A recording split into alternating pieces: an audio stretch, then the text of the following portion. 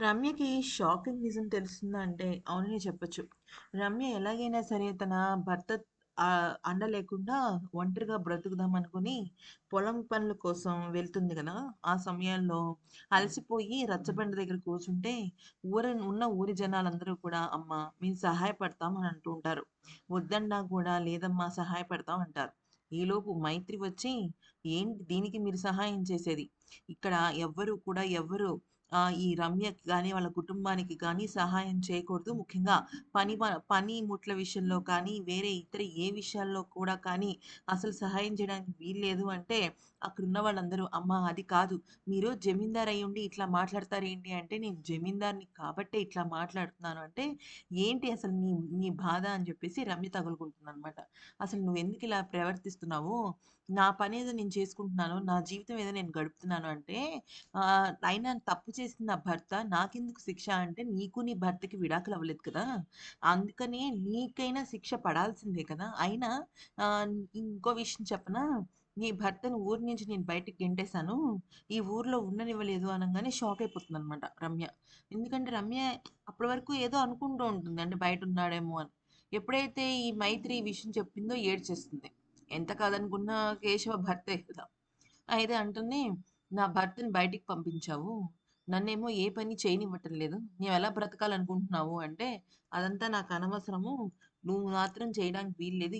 నేనే ఈ ఊరికి జమీందారిని. నా మాటే శాసనం" అని చెప్పేసి అంటుందనమాట. అనేసరికి ఇంకా ఏడుస్తూ ఇంటికెళ్ళిపోతుంది మైత్రి. ఈలోపు ఈముంటుంది కదా పిన్ని, ఆదికేశవ పిన్ని త్రిపుర. పని వాళ్ళెవ్వరు రాకపోయేటప్పటికి అన్ని పనులు ఈవిడే చేసుకుంటూ ఉంటుంది. అయితే పాపని మంచం మీద పడుకోబెడితే పాప ఏడుస్తూ ఉంటుందనమాట. అంటే పిల్లలకి ఎవరో ఒకళ్ళు ఉండాలి గదా! ఈలోపు బుజ్జి వచ్చి అమ్మమ్మ చూసుకుంటుందనుకున్నాను, నానమ్మ చూసుకుంటుందనుకున్నా చూసుకోలేదు. చెల్లి ఏడుస్తూనే ఉంది అని జెప్పేసి ఆ పాపని తీసుకొని నెమ్మదిగా బయటికి జారుకుంటాడు.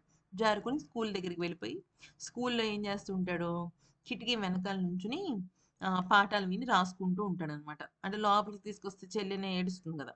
ఈలోపు వీడుంటాడు గదా! విక్కీ. ఈ విక్కీ గాడు. వీడెవడో గాదు. ఆ మైత్రి జమీందారు ఉంది గదా! వాడి కొడుకు. ఆమె కొడుకు వీడు. అయితే "నువ్వేంటి ఇక్కడున్నావంటే" అప్పుడంటాడు, "రేయ్ ప్లీజ్ రా చెప్పొద్దురా. బయట నుంచి నేను పాఠాలు నేర్చుకుంటాను" అది ఇది అని బ్రతిమలాడే క్రమంలో ఏమవుతుందంటే, ఈ విక్కీ గాడు మాట వినకుండా నేను టీచర్‌కి చెప్తా అంటుంటే పొరపాటున చెయ్యి తగులుతుంది. ఎవరిది? బుజ్జి చెయ్యి.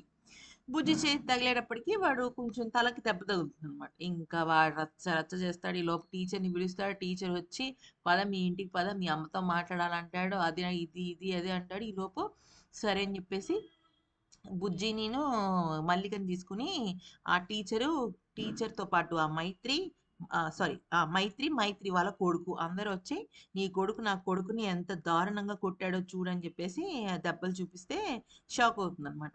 అయితే "నీ మొగుడిని ఊరు నుంచి బహిష్కరించినట్టు ఇంకొకసారి నీ కొడుకు గనక నా కొడుకు జోలికొస్తే నేను కూడా ఊరు నుంచి బహిష్కరిస్తానంటే" అప్పుడు తినంటుంది, "ఏంటి ఎక్స్ట్రా" రమ్య అంటుంది, "ఏంటి ఎక్స్ట్రాలు చేస్తున్నావు?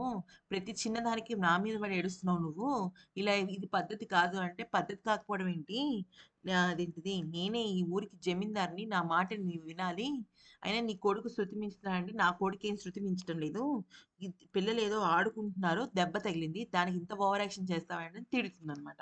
కానీ ఈ మైత్రి ఏ వంక దొరుకుతుందా వాళ్ళ కుటుంబాన్ని నాశనం చేయాలా అని ఆలోచిస్తూ ఉండడం వల్ల, ఇక వాళ్ళిద్దరి మధ్య గొడవ అనేది శృతి మించేస్తుంది.